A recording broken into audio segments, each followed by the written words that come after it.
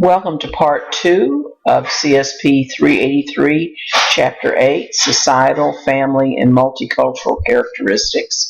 In part 1, we talked about societal characteristics and individual rights.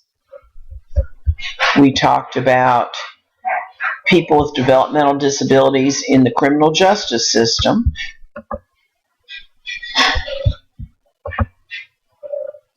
We talked about levels of support and person-centered planning.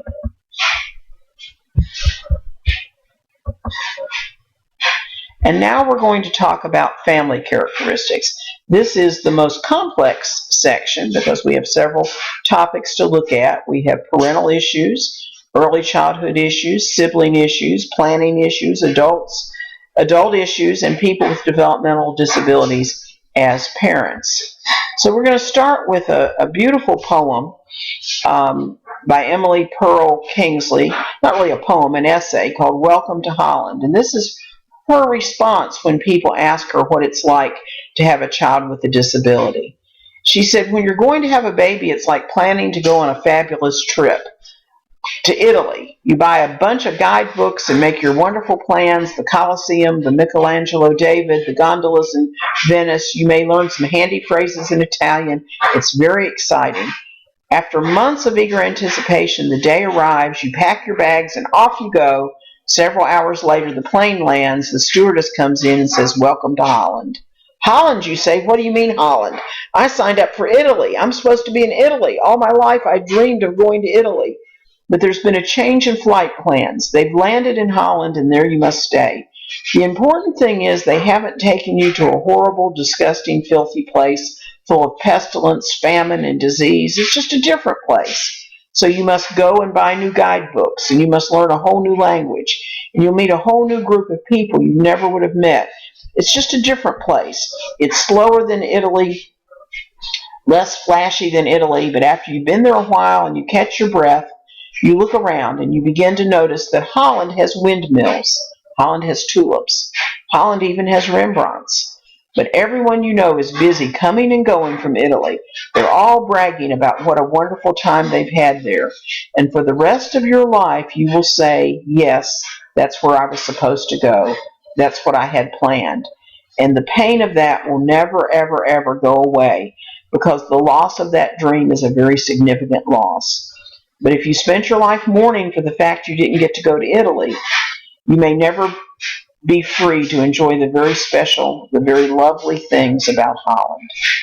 This poem is really an important one because when parents are first given the diagnosis of a disability, they're in shock because all the dreams they had for that child are gone, and they don't know what to dream instead.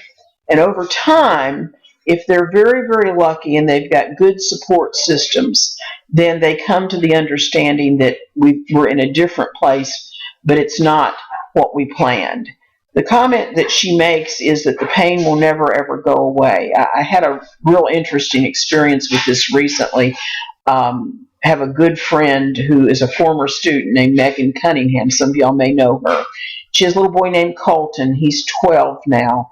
And Colton has a significant multiple disabilities, and you've seen him in our earlier slides. And Megan was telling me about how this summer they were at a softball game, and the kids that were playing softball were all kids that he had been with when he was in preschool.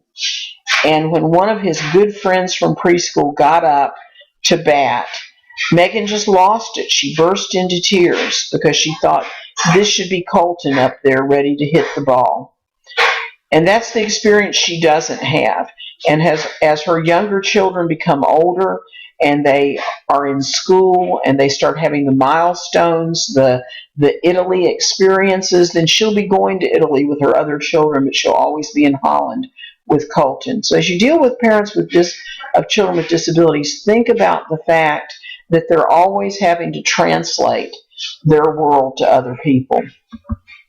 Next thing we're going to look at is family-centered practices. When we work with kids with significant disabilities, we have to not only work with the family, but we have not only have to work with the child, but we have to work with the family. And this is especially true in early childhood. And so you can see in here that learning and development comes through child learning experiences, parenting supports, and family and community services. So we have the child learning and the parent supports together let us find parenting styles and instructional practices that lead to learning and development. Child learning opportunities combined with family and community resources allow us to find family and community activity settings, and family and community resources together with parenting supports allow us to have participatory parenting opportunities. So in early childhood, it's not just about the child, it's about the parents too.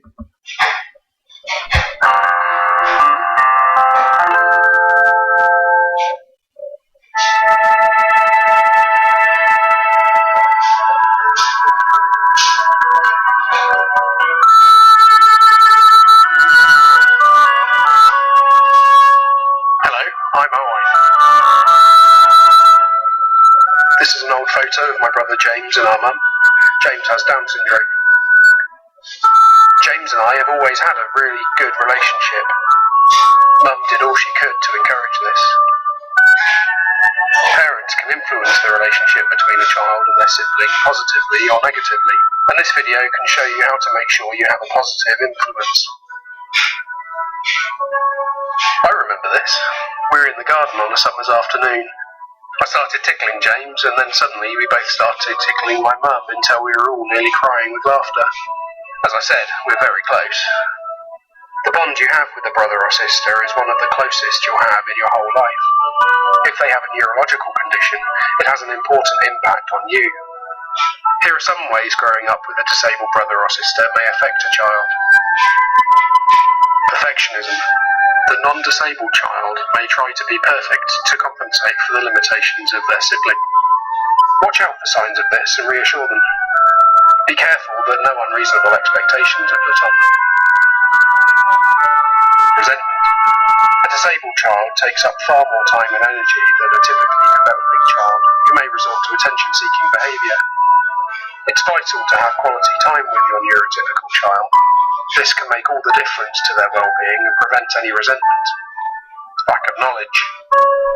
Children often don't understand their sibling's condition, which can lead to worries and misunderstandings. Have some regular time out with your child in a relaxed setting. Talk with them about their sibling's condition. Give them a chance to open up to you about any worries and feelings they may have. You can then deal with any misunderstandings. Now, we're going to take a closer look at the sibling relationship. As a child, I help care for my brother. Many children do. This can give rise to problems. Development of self-identity. Your child may over-identify with a disabled sibling. Give them extra encouragement to develop as an individual. Behavioural problems. If the disabled child's condition results in unusual public behaviour, this can cause self-esteem issues for their sibling. Again, communication is key in helping them deal with this. Stress. Lots of things will stress you out if you care for a disabled sibling. You feel responsible for them a lot of the time. This affects your physical, emotional, and mental well-being. It's vital that parents realise this and limit the amount of stress on the child wherever possible. Sibling support groups are excellent for time out and mutual support. It's challenging growing up with a disabled sibling, but it can also make you a more tolerant person with greater insight into the problems of others. The empathy you develop helps you in relationships for the rest of your life. As a parent, you can do so much to help your children support each other through these challenges, and these solutions really do work.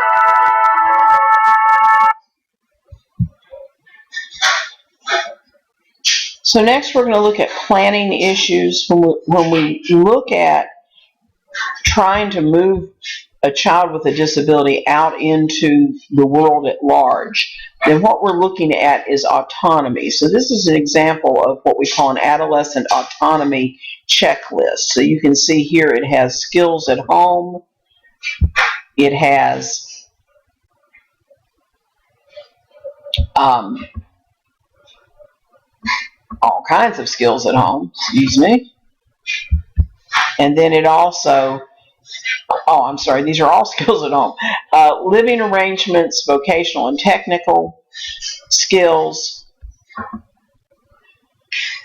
community skills, leisure time skills, education for the future, healthcare skills, community skills, housekeeping, gardening, emergency, personal skills,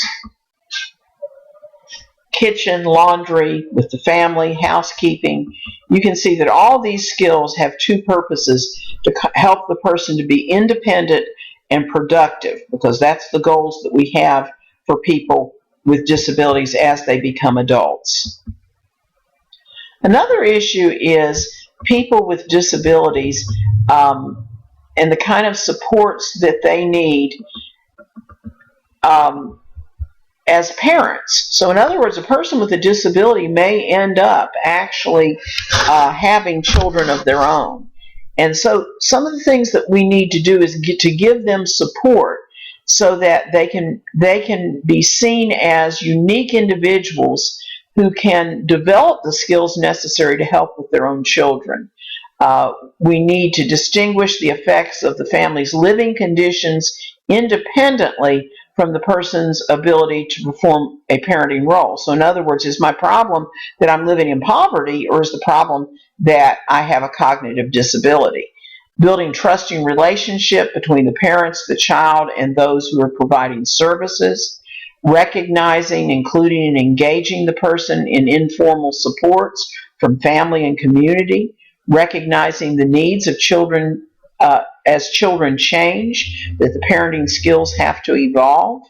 Responding to the unique needs of the parents with intellectual and disabilities and developmental disabilities, helping them to become actively engaged in their children's school and community. And so some of the things we can do is in-home visits, assistance with daily living, access to nutritional services, child care, early intervention, counseling, academics for the parent, assist in accessing public benefits, crisis intervention, and making sure that this person is having the supports that they need to help them meet the needs of their child.